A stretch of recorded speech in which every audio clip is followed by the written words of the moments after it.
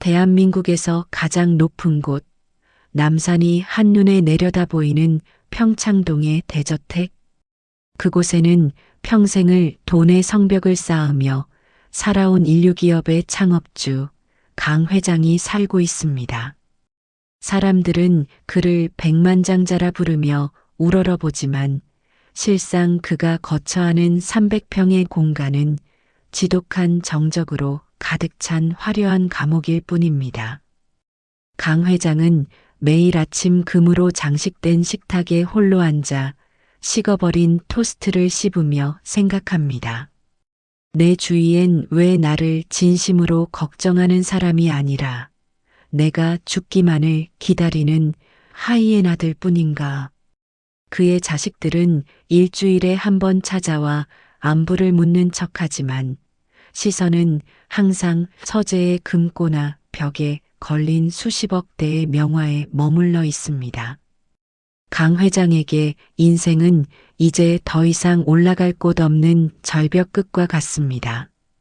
그 시각, 저 멀리 도시의 가장 어두운 뒷골목, 낡은 식당의 뒷마당에서는 50살의 순옥이 얼음장 같은 물에 손을 담그며 산더미 같은 불판을 닦고 있습니다.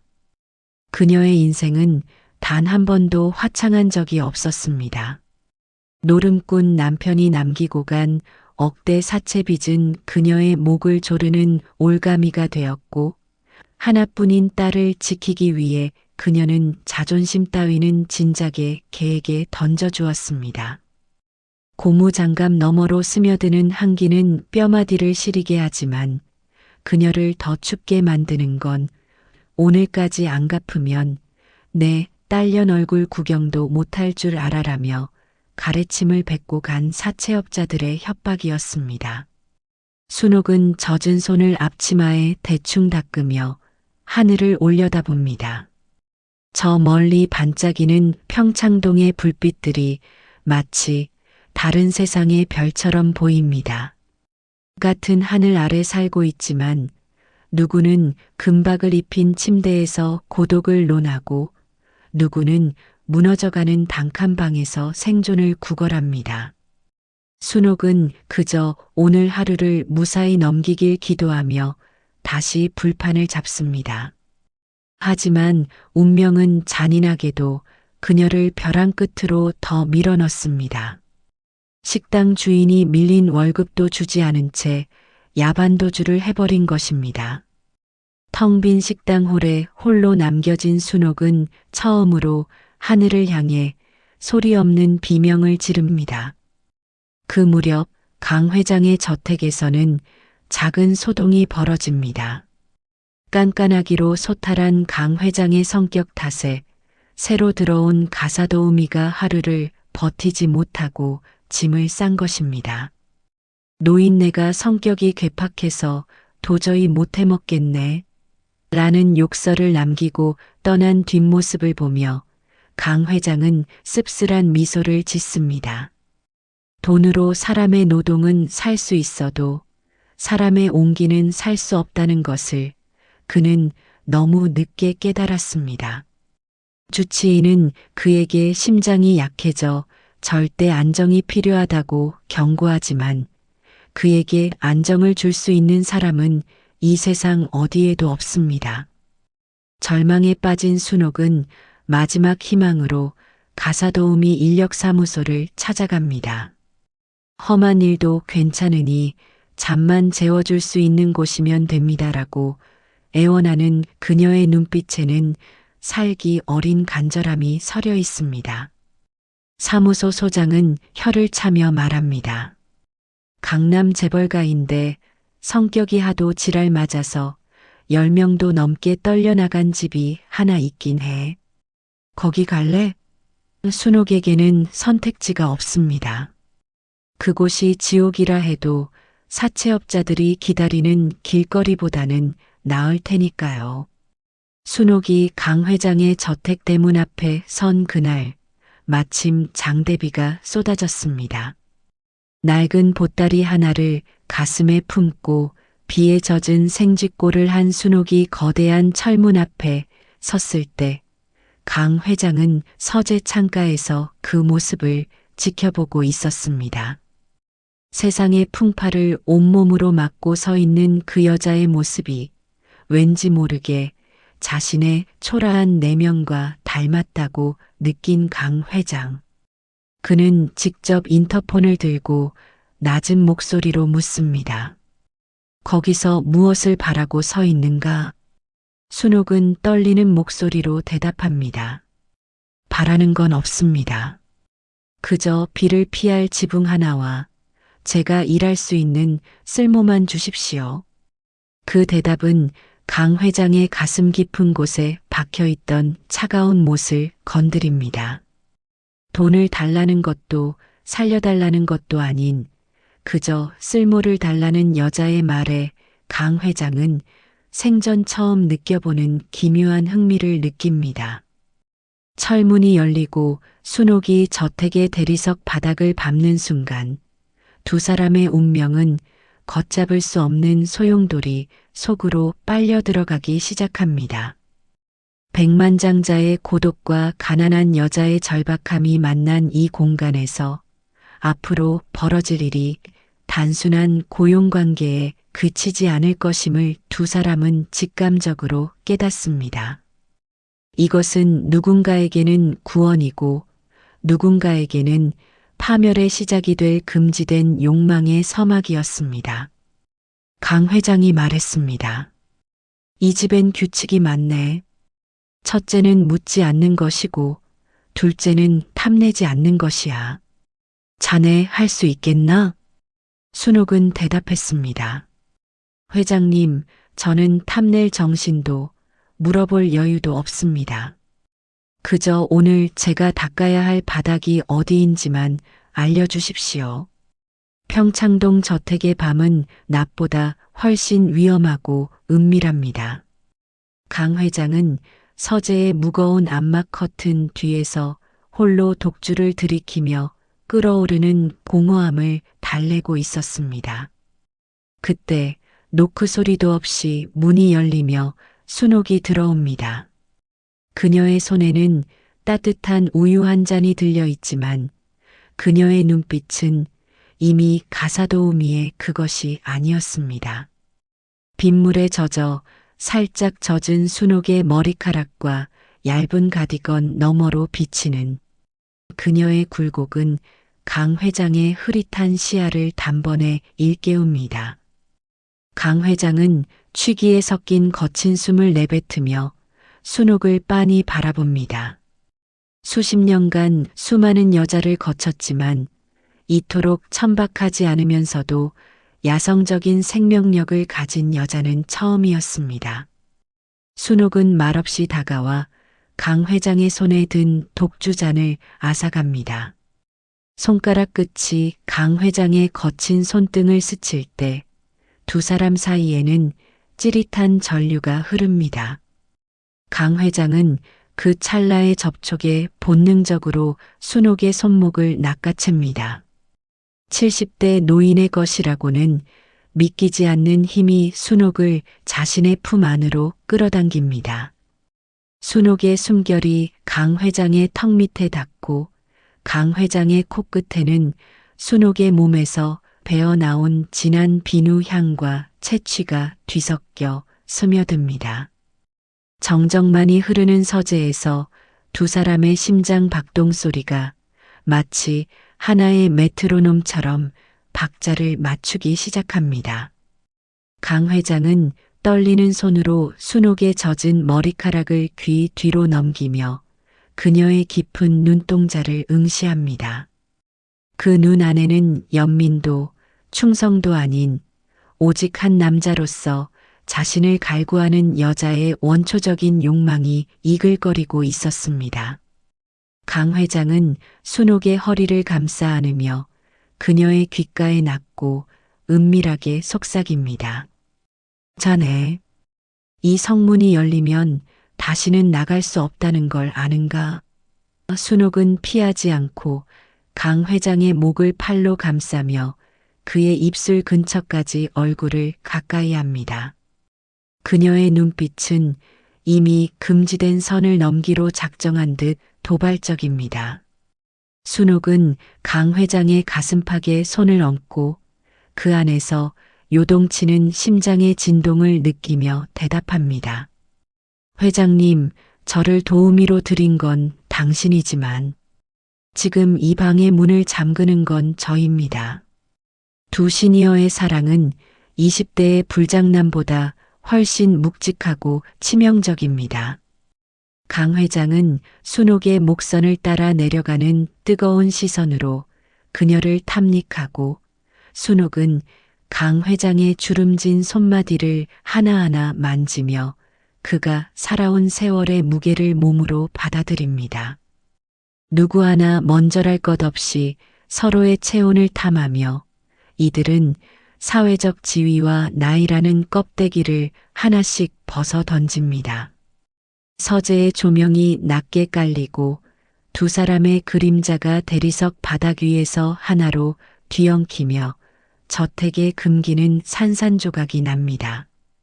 이것은 단순히 외로운 두 노인의 일탈이 아닙니다. 인생의 끝자락에서 만난 가장 솔직한 인간 대 인간의 충돌이자 세상이 허락하지 않는 가장 뜨거운 반란의 시작이었습니다. 두 사람의 입술이 마침내 포개지는 순간 평창동 저택의 고요는 가장 자극적인 교향곡으로 변하며 시청자들의 심장을 요동치게 만듭니다. 강 회장은 말했습니다. 순옥의 허리를 더 세게 끌어당기며 내 전 재산을 다 잃어도 좋으니 지금 이 순간만은 내 여자로 살겠나? 순옥은 말합니다. 강 회장의 눈을 뚫어지게 바라보며 재산 따위 필요 없습니다. 오늘 밤 당신의 그 외로운 심장을 제게 주십시오. 서재의 공기는 여전히 두 사람이 남긴 열기와 짙은 비누 향으로 무겁게 가라앉아 있었습니다. 강 회장의 품에 안겨 가쁜 숨을 몰아쉬던 순옥이 그의 셔츠 깃을 정리해주던 그 찰나 정적을 깨고 서재의 거대한 이중문이 거칠게 열립니다. 예고도 없이 들이닥친 첫째 아들 상준과 며느리 헤라는 눈앞에 펼쳐진 광경에 마치 얼어붙은 석상처럼 멈춰 섭니다. 흐트러진 강 회장의 옷차림 그리고 그의 무릎 근처에서 붉게 상기된 얼굴로 서 있는 순옥. 세간의 평범한 가사도우미와 고결한 백만장자의 관계는 그 순간 시궁창 같은 스캔들로 전락합니다. 헤라는 경악 어린 비명을 지르며 순옥에게 달려들어 그녀의 머리채를 낚아챕니다. 이 천박한 년이 감히 누굴 건드려. 너 우리 아버님 치매라도 온 줄 알고 몸뚱이로 꼬셨니? 헤란의 손톱이 순옥의 뺨을 핥히고 지나가며 붉은 선을 남기지만 순옥은 신음 한마디 내뱉지 않고 서늘한 눈으로 헤란을 응시합니다. 오히려 그 눈빛은 헤란을 비웃는 듯 당당하며 방금 전까지 나눈 뜨거운 교감의 잔향을 온몸으로 뿜어내고 있었습니다. 상주는 역겨움을 참지 못하겠다는 듯 침을 뱉으며 서류 뭉치를 강 회장의 발치에 내던집니다. 서류에는 순옥의 과거 수감 기록과 사채업자들에게 협박당하는 사진들이 어지럽게 흩어집니다. 아버지, 정신 차리세요. 이 여자는 아버지를 사랑하는 게 아니라 아버지의 인감도장과 이 저택을 사랑하는 겁니다. 상준의 고함이 서재 벽에 부딪혀 메아리 치지만 강 회장은 천천히 일어나 순옥의 앞을 가로막아 섭니다. 비틀거리면서도 단단한 그의 등판은 자식들이 아닌 오직 순옥만을 지키기 위한 방패가 됩니다. 강 회장은 떨리는 손으로 순옥의 핥히어진 뺨을 어루만지며 자식들을 향해 생전 처음 보는 광기 어린 눈빛을 보냅니다. 자식들의 폭언은 이제 순옥의 과거를 넘어 그녀의 인간성 자체를 난도질하기 시작합니다. 헤라는 순옥의 가디건 단추가 떨어진 것을 가리키며 입에 담지 못할 욕설을 퍼붓고 순옥은 그 모욕을 온몸으로 받아내며 강 회장의 손을 꽉 잡습니다. 그 손의 압력은 걱정 마세요. 전 괜찮습니다라는 무언의 신호이자 이제는 자식들보다 이 노인이 자신에게 더 소중한 존재가 되었음을 알리는 맹세였습니다. 순옥은 고개를 들어 헤란의 눈을 똑바로 쳐다보며 단 한마디로 거실의 분위기를 압도합니다. 그날 밤 자식들이 강제로 순옥을 끌어내려 하자 강 회장은 벽에 걸린 장식용 검을 집어들어 바닥을 내리칩니다. 이 여자를 건드리는 놈은 내 자식이 아니라 내 원수다. 당장 이 방에서 꺼져. 강 회장의 절규는 저택 전체를 뒤흔들고 자식들은 난생 처음 보는 아버지의 서슬 퍼런 기세에 뒷걸음질 칩니다. 하지만 그들의 눈동자에는 도끼가 서립니다. 이제 이 전쟁은 상속을 넘어선 피의 복수극으로 변질되었습니다. 순옥은 헝클어진 머리를 쓸어넘기며 거울 속에 비친 자신의 모습을 봅니다. 그 안에는 겁에 질린 도우미가 아니라 사랑과 욕망을 위해 기꺼이 괴물이 되기로 한 여자의 눈빛이 번뜩이고 있었습니다. 첫째 아들 상주는 아버지, 이 여자가 독이라도 탄 게 분명해요. 어떻게 제정신으로 이런 천한 년을 감싸십니까? 강 회장은 순옥의 손을 자기 심장 위에 얹으며 천한 건 너희들의 주둥이고 귀한 건 내 심장을 다시 뛰게 한 이 사람이다. 한 번만 더 이 사람 몸에 손 떼면 너희 이름부터 유언장에서 지워버릴 줄 알아. 자식들이 저주에 가까운 고함을 지르며 폭풍처럼 휩쓸고 나간 서재, 문이 닫히는 소리와 함께 정적은 오히려 더 무겁고 뜨겁게 가라앉았습니다. 난장판이 된 서류 더미와 흩어진 집기들 사이에서 강 회장은 거친 숨을 몰아쉬며 순옥을 응시했습니다. 자식들의 폭언이 남긴 상처보다 자신 때문에 수모를 당한 순옥에 대한 미안함이 그의 노안을 적셨습니다. 하지만 순옥은 뺨에 붉은 상처를 아랑곳하지 않은 채 강 회장의 목을 감싸 안으며 그를 책상 위로 거칠게 밀어붙였습니다. 겁나지 않으십니까? 제가 정말 그들이 말하는 꽃뱀이면 어쩌려고요. 순옥의 젖은 목소리가 강 회장의 귓가를 파고들었습니다. 강 회장은 대답 대신 그녀의 허리를 바스러질 듯 꽉 껴안았습니다. 죽음의 문턱에서 만난 이 치명적인 온기는 이제 이성을 마비시키는 마약이 되었습니다. 강 회장의 손은 순옥의 헝클어진 옷자락 속으로 거침없이 파고들었고 순옥 역시 그의 주름진 등을 손톱으로 세우며 받아들였습니다. 70대의 노인과 50대의 여자, 세상의 눈에는 추문일지 모를 이들의 몸짓은 죽음을 앞둔 자들이 생의 마지막 불꽃을 태우는 처절하고도 관능적인 의식이었습니다. 부서질 듯 맞닿은 두 사람의 체온 위로 달빛이 부서지고 서재는 다시 한번 금지된 욕망의 신음으로 가득 찼습니다. 강 회장은 순옥의 귓가에 낮게 깔린 목소리로 다짐하듯 내뱉었습니다. 자네가 꽃뱀이라 해도 상관없어. 내 남은 생을 다 먹어치워도 좋으니 내 곁에서 나를 사람으로 죽게 해다오. 그날 밤 두 사람은 단순히 육체를 섞은 것이 아니라 서로의 파멸까지 함께하기로 한 피의 맹세를 나눈 것입니다. 다음 날 아침 강 회장의 품에서 깨어난 순옥의 눈빛은 어젯밤의 뜨거운 정사를 뒤로하고 다시 얼음처럼 차갑게 변해 있었습니다. 그녀는 강 회장이 준 비밀 열쇠를 들고 저택 지하 깊숙한 곳에 숨겨진 비밀 금고로 향했습니다. 사람들은 그녀가 보석이나 돈을 챙길 것이라 생각했지만 그녀가 꺼낸 것은 낡은 가죽 가방 하나였습니다. 그 안에는 상준의 비자금 세탁 내역과 혜란이 은밀히 운영하던 가짜 법인들의 장부가 고스란히 들어 있었습니다. 사실 순옥은 강 회장이 가장 아꼈던 동업자이자 배신당해 죽음을 맞이한 이 이사의 외딸이었습니다.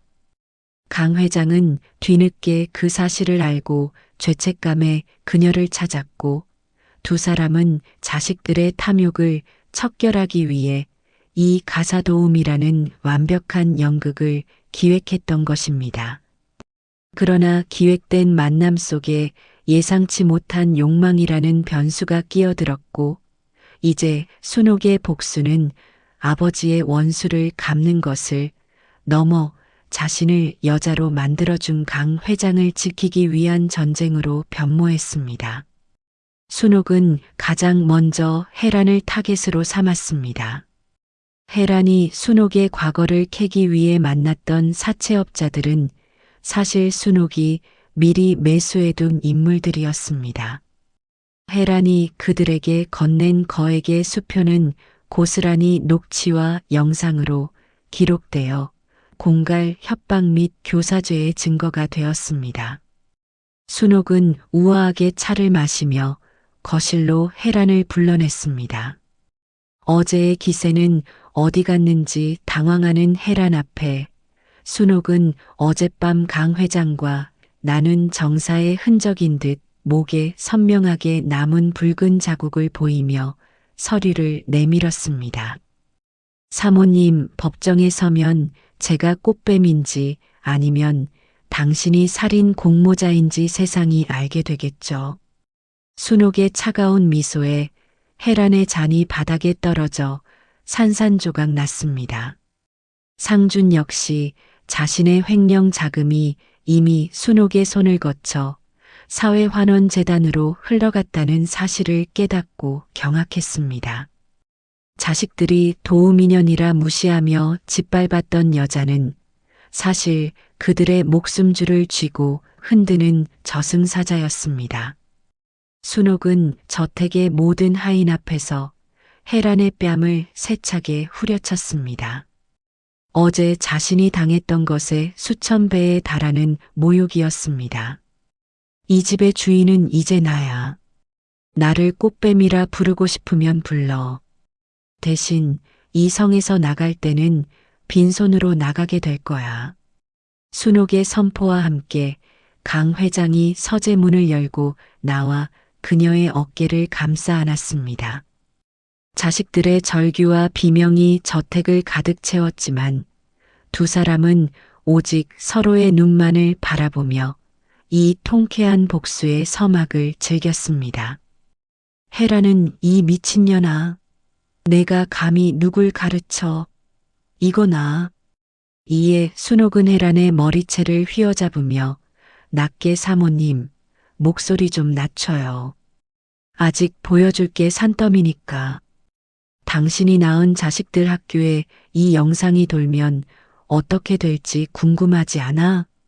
자식들이 쫓겨나듯 저택을 떠나고 거대한 대문이 닫히는 육중한 소리가 들려왔습니다.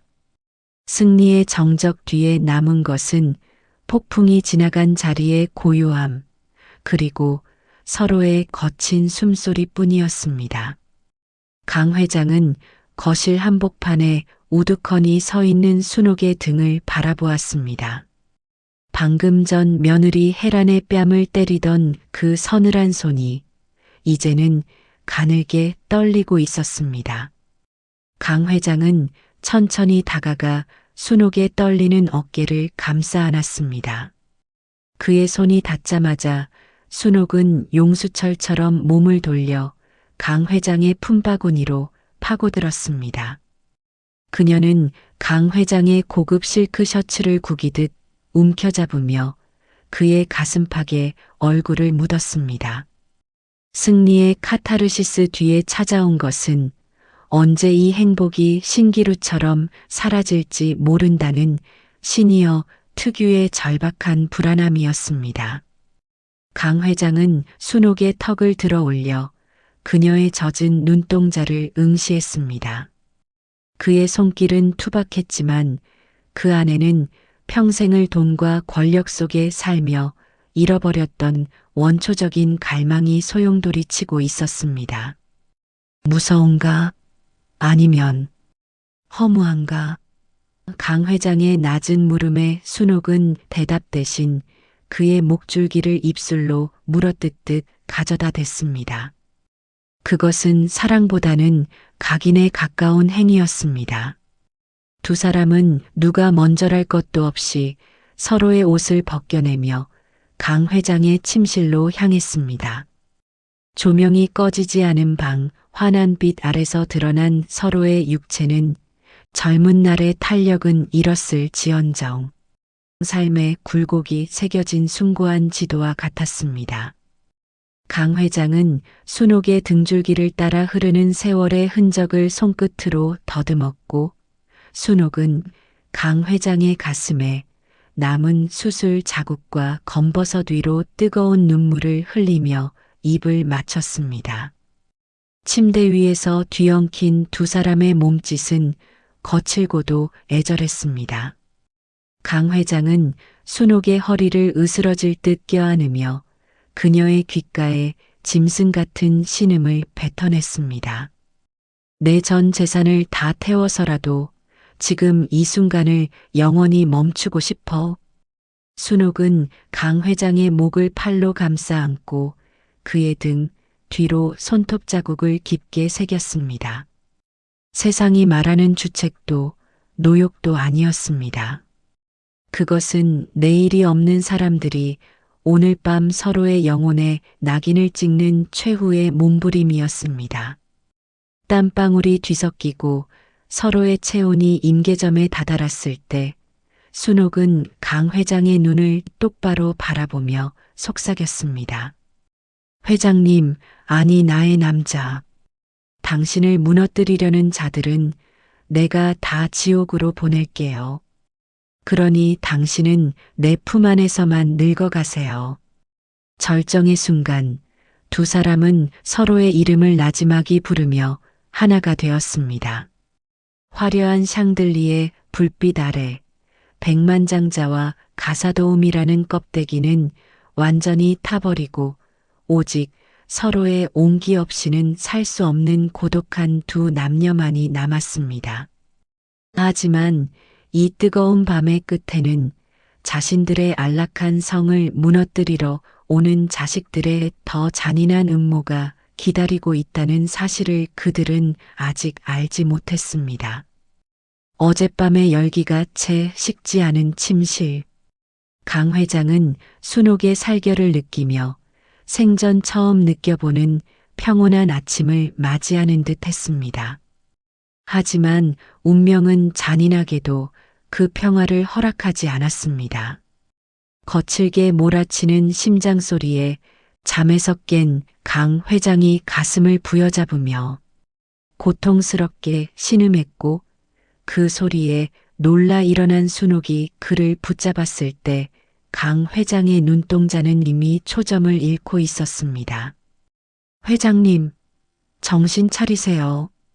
순옥의 비명이 저택을 가득 채웠지만 강 회장은 입술만 파르르 떨 뿐 아무런 대답이 없었습니다.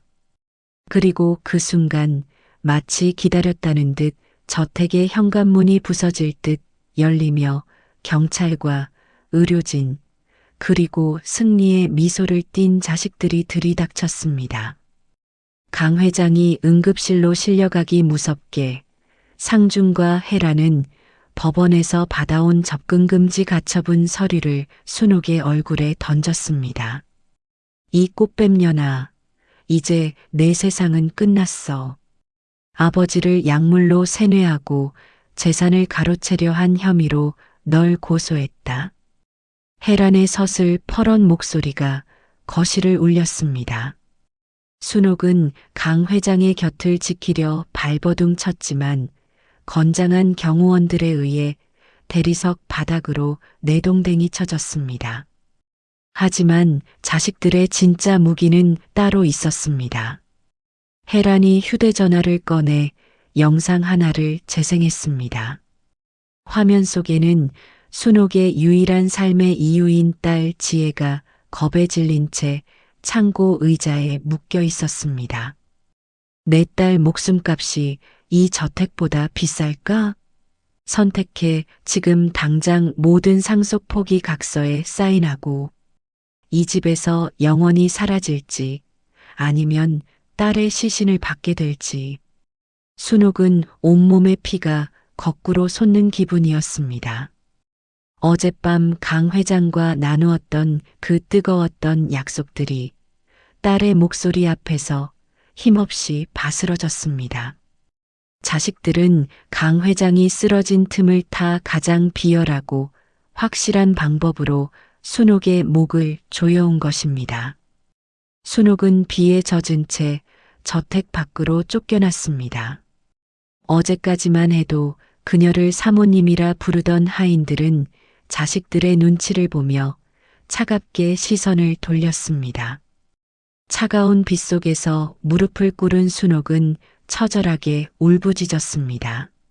하지만 그 눈물은 이내 도끼로 변했습니다. 그녀는 알고 있었습니다.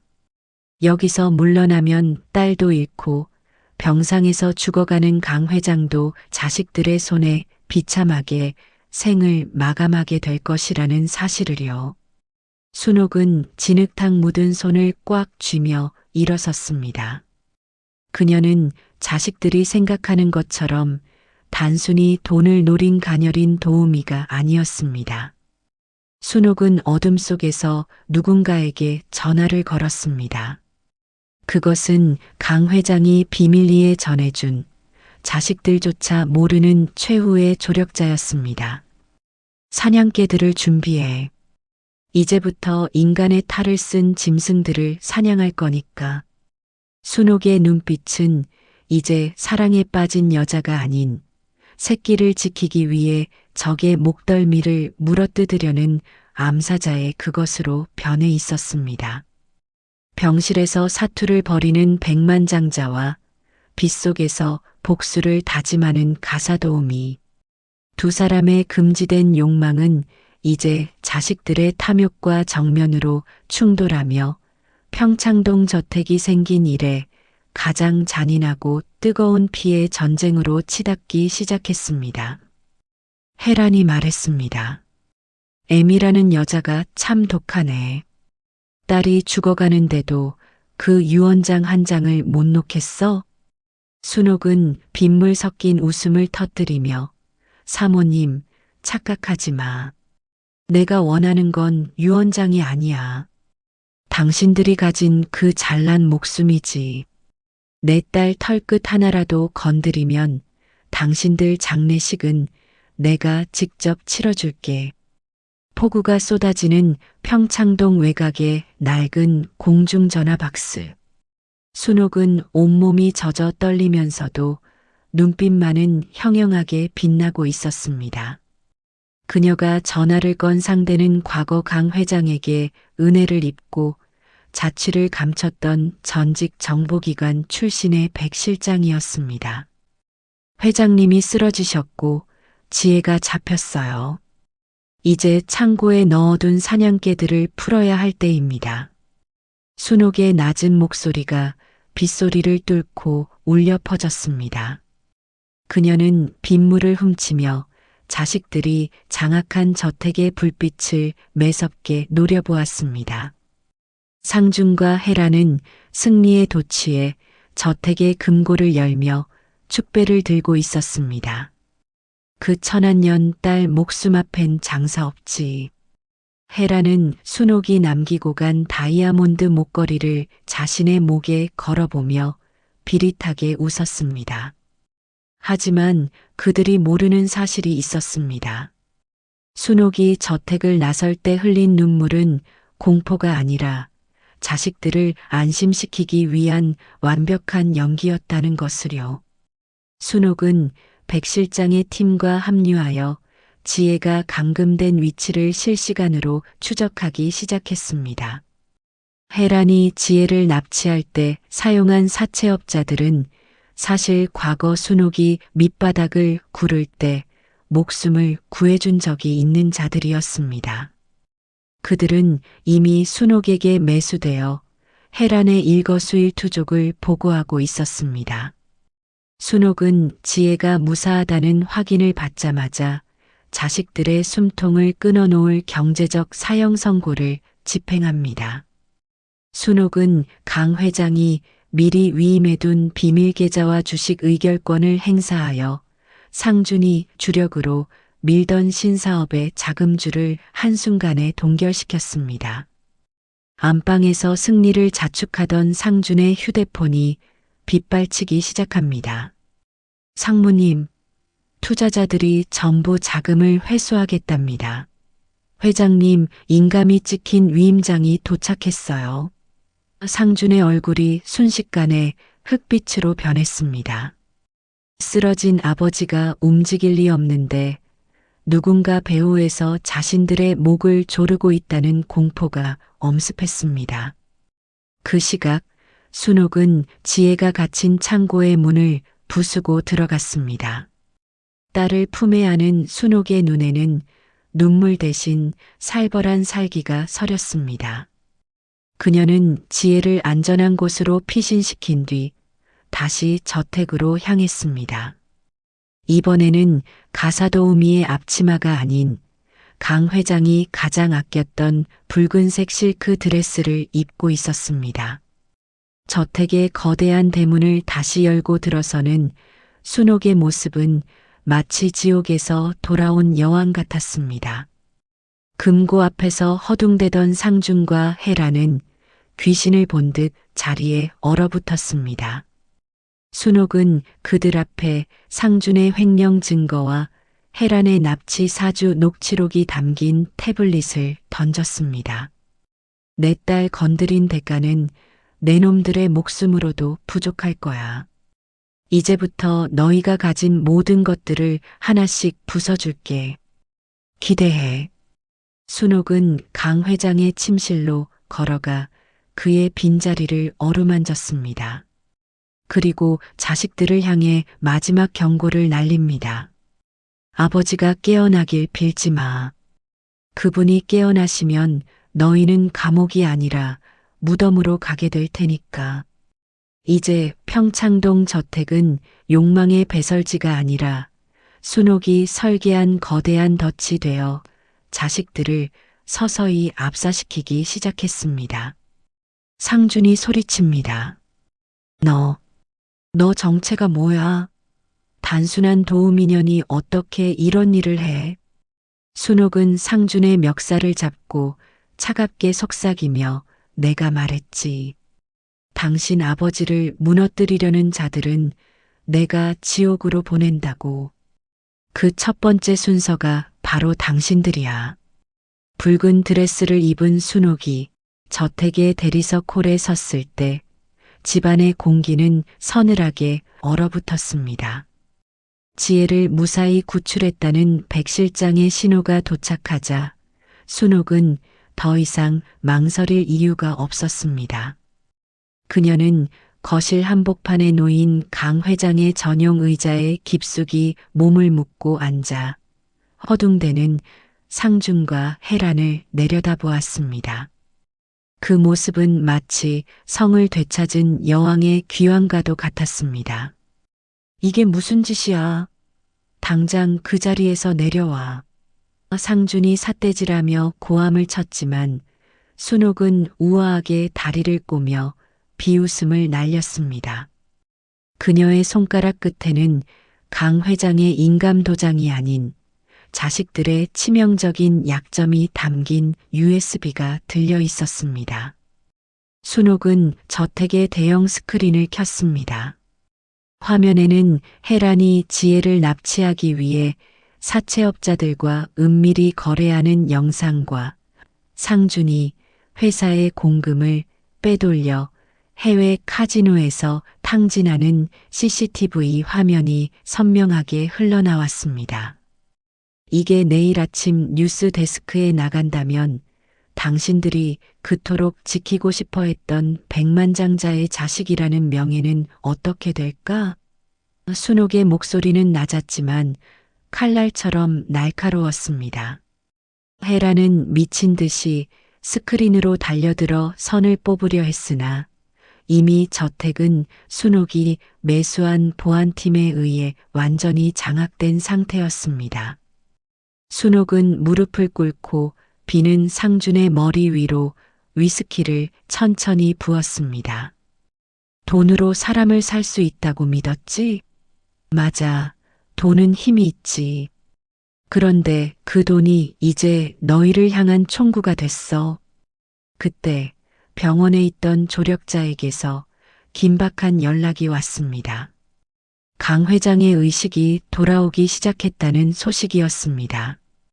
순옥은 승리의 미소를 짓는 대신 복잡한 슬픔이 서린 눈빛으로 강 회장의 서재를 바라보았습니다.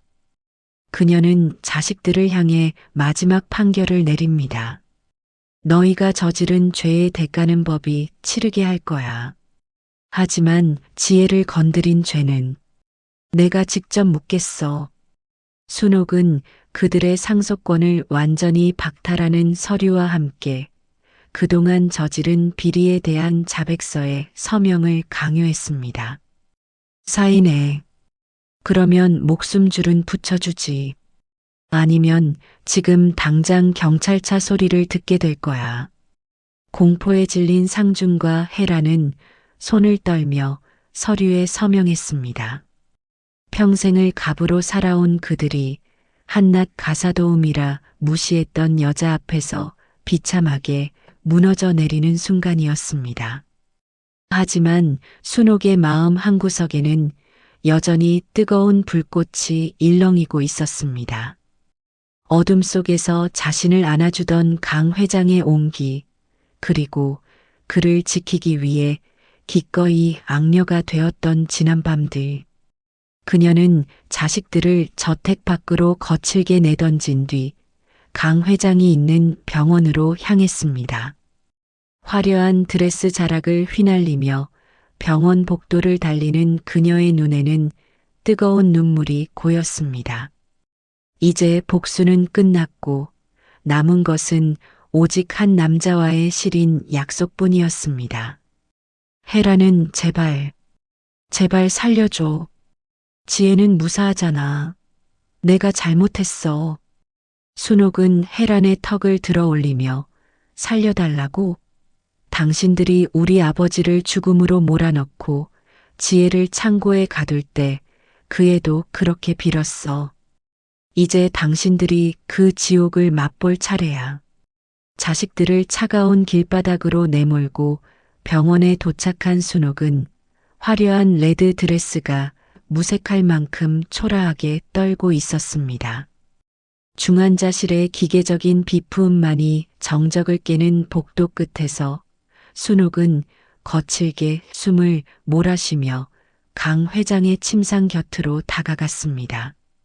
수많은 호스에 의지한 채 누워있는 강 회장은 며칠 사이에 몰라보게 수척해져 있었지만 순옥이 그의 메마른 손을 잡는 순간 기적처럼 눈을 떴습니다. 강 회장의 초점 없는 눈동자가 순옥의 붉은 드레스를 따라 천천히 움직였습니다. 그는 입술을 달싹이며 무언가 말하려 했고 순옥은 그의 입가에 귀를 바짝 갖다 댔습니다. 순옥아, 그 옷 참 곱구나. 그것은 죽음의 문턱을 넘나드는 노인이 건네는 가장 처절하고도 아름다운 찬사였습니다. 순옥은 참았던 울음을 터뜨리며 강 회장의 가슴팍에 얼굴을 묻었습니다. 회장님, 제가 그들을 다 치웠어요. 우리 지혜도 구했어요. 그러니 제발 다시 일어나서 저랑 남해로 가요. 순옥의 애절한 호소에 강 회장은 힘겹게 손을 들어 그녀의 뺨을 어루만졌습니다. 그의 손가락 끝은 차가웠지만 그 안에 담긴 온기만큼은 어젯밤 서재에서 나누었던 그 열기보다 더 뜨겁게 순옥의 심장을 파고들었습니다. 강 회장은 자신의 시간이 얼마 남지 않았음을 직감하고 있었습니다. 그는 떨리는 손으로 베개 밑에 숨겨두었던 낡은 가죽 수첩을 꺼내 순옥의 손에 쥐어주었습니다. 이건 자네 아버지와 내가 처음 사업을 시작할 때 썼던 일기장이야. 그리고 그 뒷장에는 자네가 이 세상에서 가장 자유로운 여자가 될 수 있는 열쇠가 들어있네. 그것은 수천억의 자산보다 귀한 순옥의 아버지에 대한 명예회복과 그녀가 평생을 보장받을 수 있는 비밀 신탁 자금의 위치였습니다. 강 회장은 마지막 남은 힘을 쥐어짜 순옥을 자기 쪽으로 끌어당겼습니다. 그리고 그녀의 귓가에 숨결처럼 유언을 남겼습니다. 욕망은 나를 살게도 했지만 나를 가두기도 했어. 하지만 자네를 만난 그 짧은 밤들이 내 70평생 가장 빛나던 순간이었네. 이제 그만 나를 놓아주고 자네의 인생을 살게. 강 회장의 눈에서 맑은 눈물 한 방울이 흘러내려 순옥의 붉은 드레스 위로 떨어졌습니다. 순옥은 강 회장의 품 안에서 그의 심장 박동이 서서히 느려지는 것을 온몸으로 느꼈습니다. 그녀는 그의 입술에 마지막으로 자신의 입술을 포개며 이 세상에서 가장 슬프고도 뜨거운 작별의 키스를 나눴습니다. 화려한 샹들리에 아래서 나누던 탐닉의 밤과는 다른 서로의 영혼을 맞바꾸는 숭고한 의식이었습니다. 잠시 후 심장 박동기가 단조로운 직선을 그리며 긴 비명을 내질렀습니다. 순옥은 비명 한마디 지르지 못한 채 이미 차가워지기 시작한 강 회장의 몸을 꽉 껴안았습니다. 병실 밖에서는 비보를 듣고 달려온 변호사들과 취재진의 발소리가 들려왔지만 순옥에게는 그저 먼지 같은 소음일 뿐이었습니다. 그녀의 세상은 지금 막 자신을 유일하게 여자로 봐주었던 한 남자와 함께 멈춰버렸기 때문입니다. 강 회장은 마지막 숨을 내뱉으며 고마웠네. 가사도우미 순옥이 아니라 내 마지막 연인 이순옥. 순옥은 강 회장의 손을 자기 얼굴에 비비며 지옥까지 같이 가기로 했잖아요. 왜 혼자 가세요? 왜? 강 회장의 장례식장은 대한민국을 뒤흔든 백만장자의 죽음을 취재하려는 기자들과 정재계 인사들로 발 디딜 틈이 없었습니다. 그 화려하고 가식적인 조문 행렬의 중심에 순옥은 가장 절제된 검은 상복을 입고 서 있었습니다. 자식들은 구속 수사 중인 몸이라 장례식장 근처에도 오지 못했습니다. 사람들은 속삭였습니다. 저 여자가 그 유명한 가사도우미라지? 결국 노인네 홀려서 성 하나를 통째로 삼켰네. 하지만 순옥은 그 모멸찬 시선들을 정면으로 응시하며 강 회장의 영정사진 앞에서 단 한 방울의 눈물도 흘리지 않았습니다. 이미 그녀의 눈물은 병실에서 그와 함께 다 말라버렸습니다.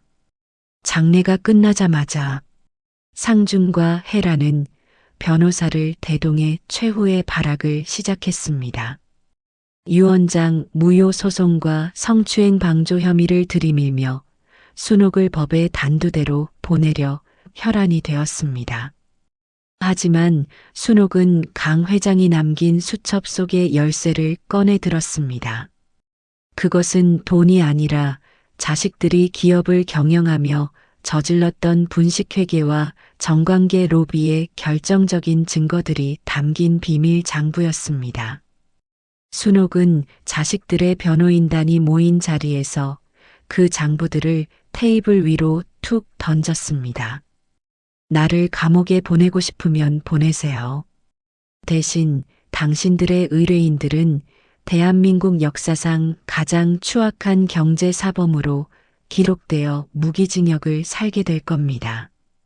순옥의 목소리는 서재에서 강 회장과 미러를 나누던 그때보다 더 낮고 위협적이었습니다. 결국 자식들은 모든 상속 포기 각서에 서명하고 평생 저택 근처에 얼씬도 하지 않겠다는 약속과 함께 조용히 사회에서 매장되었습니다. 하지만 순옥의 진짜 반전은 그 다음이었습니다. 모두가 그녀가 평창동 저택의 주인이 되어 호의호식할 것이라 믿었을 때 순옥은 대규모 기자회견을 자청했습니다. 수많은 카메라 앞에서 순옥은 강 회장의 마지막 유언장을 낭독했습니다. 강 회장님의 모든 유산은 사후에 설립될 시니어 이야기 재단과 사회적 약자들을 위한 기금으로 전액 환원됩니다. 그리고 이 저택은 외로운 노인들을 위한 개방형 쉼터로 기부합니다. 현장은 정적에 휩싸였습니다. 꽃뱀이라 욕하던 대중들은 충격에 빠졌고 순옥은 그 자리에서 강 회장이 남긴 수억 대의 개인 연금 증서조차 찢어버렸습니다. 저는 이 집에 들어올 때 가사도우미였습니다. 나갈 때도 제가 가져갈 것은 처음 들고 온 낡은 보따리 하나뿐입니다. 순옥은 오직 강 회장이 남긴 그 낡은 일기장 하나만을 가슴에 품은 채 수백 명의 기자를 뒤로하고 평창동 성벽을 걸어 내려왔습니다. 그녀가 도착한 곳은 남해의 그 작은 어촌 마을이 아닌 딸 지혜가 기다리는 소박한 빌라였습니다. 순옥은 비로소 화려한 상복을 벗고 평범한 앞치마를 둘렀습니다. 지혜를 위해 따뜻한 밥을 짓고 강 회장이 생전에 좋아하던 된장찌개를 끓였습니다.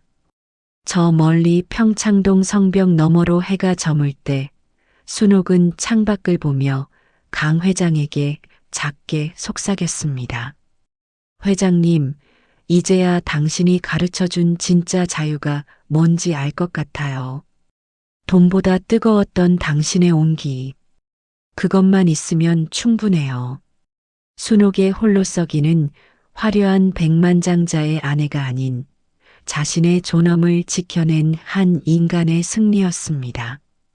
자식들은 이제 돈 한 푼 없이 서로를 증오하며 살아가게 되었고 순옥은 가장 가난하지만 가장 부유한 마음으로 새로운 삶의 첫 페이지를 넘겼습니다. 변호사는 정말 괜찮으시겠습니까? 이 돈이면 평생 여왕처럼 살 수 있습니다. 순옥이 미소를 지으며 여왕은 성에 갇혀 살지만 사람은 길 위에서 삽니다. 저는 이제야 사람이 되러 가는 중입니다. 기 때문입니다. 평창동의 거대한 성벽이 허물어지고 그 자리에 시민들을 위한 공원과 노인들의 쉼터가 들어선 지도 어느덧 10년이라는 세월이 흘렀습니다. 세상은 백만장자와 가사도우미의 자극적인 스캔들을 잊었거나 혹은 한편의 아름다운 전설로 기억하고 있었습니다. 이제 60을 넘긴 순옥은 남해의 작은 바닷가 마을에서 이야기 찻집을 운영하며 조용한 노년을 보내고 있습니다. 그녀의 머리칼에는 강 회장이 가졌던 것과 같은 은빛 서리가 내려앉았지만 눈빛만은 여전히 서재에서 등불을 밝히던 그때처럼 맑고 깊습니다. 순옥의 찻집 벽면에는 낡은 가죽 수첩 한 권이 소중하게 전시되어 있습니다. 강 회장이 남긴 그 일기장입니다.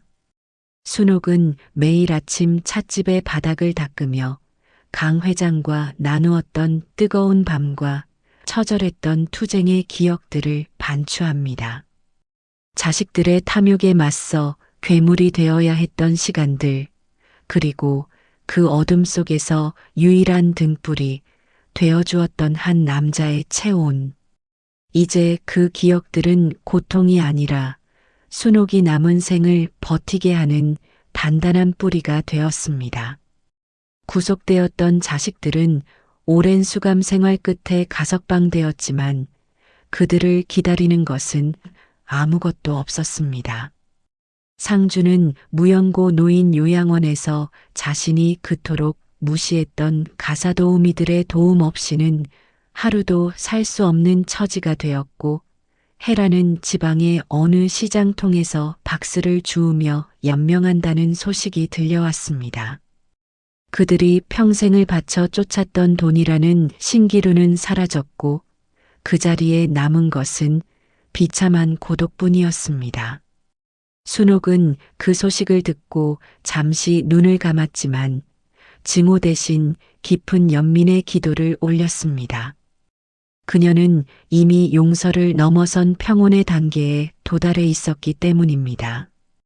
어느 노을 지는 저녁, 장성한 딸 지혜가 어린 아들의 손을 잡고 찻집을 찾아왔습니다. 지혜는 이제 엄마가 왜 그 화려한 유산을 마다하고 이곳으로 내려왔는지, 왜 강 회장의 목걸이를 여전히 가슴에 품고 사는지 묻지 않습니다. 순옥은 손자의 머리를 쓰다듬으며 바다 너머를 바라봅니다. 수평선 너머로 붉게 타오르는 노을이 마치 10년 전 강 회장이 입혀주었던 그 붉은 드레스의 색깔처럼 강렬하게 일렁였습니다. 순옥은 찻집을 찾은 외로운 노인들에게 자신의 이야기를 들려줍니다. 가사도우미와 백만장자라는 신분을 넘어 인간으로서 서로를 어떻게 구원했는지에 대한 기록입니다. 그녀의 이야기는 금지된 욕망이라는 자극적인 제목을 달고 유튜브와 책을 통해 세상에 퍼져나갔고, 수많은 시니어에게 나이 들어도 뜨겁게 사랑할 권리와 인간으로서의 존엄에 대한 희망을 심어주었습니다. 강 회장이 남긴 진정한 유산은 수조원의 자산이 아니라 순옥의 입을 통해 세상에 흐르는 이 진심의 역사였습니다. 밤이 깊어 찻집의 문을 닫으며 순옥은 강 회장의 낡은 찻잔에 따뜻한 차 한 잔을 따릅니다. 그리고 허공을 향해 잔을 들어 올리며 나지막이 속삭입니다. 회장님, 오늘도 당신 덕분에 사람답게 살았습니다. 우리 다음 생에는 돈도 성벽도 없는 곳에서 그저 평범한 남녀로 만나 다시 한번 뜨겁게 사랑해요. 바람이 불어와 순옥의 뺨을 스치고 지나갑니다.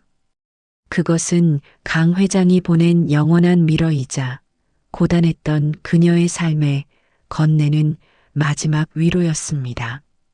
욕망은 타버려 재가 되었으나 그 재 안에서 피어난 사랑의 불꽃은 영원히 꺼지지 않는 별이 되어 순옥의 길을 밝히고 있었습니다.